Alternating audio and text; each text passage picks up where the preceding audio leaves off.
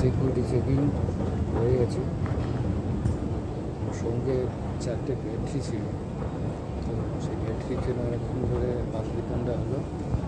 এটা উপরে উঠে যেত, উপরের তলার 4, আমার হচ্ছে গেট নাম্বার 4। এখানে সিকিউরিটি চেকিং হয়ে গেলে এবার ওয়েট 5টা 15 আমার ফ্লাইট। বলতে গেলাম এবার সারাক্ষণ এখানে বসে থাকা ছাড়া কাজ নেই।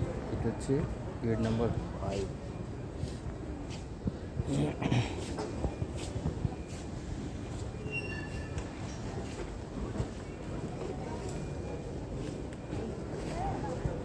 ওই দিকটা 4, ওই দিকটা এখন ভিড় হয়ে আছে, ওই দিকটা যাবো না, ওই দিকটাই ফাঁকা জায়গা, বসবো এখন।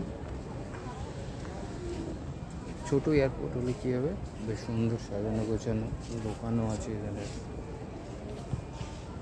কলকাতা এয়ারপোর্ট আরও অনেক বড়ের থেকে অনেক দোকান আছে। বসলাম চেয়ারগুলোতে আপাতত। এই যে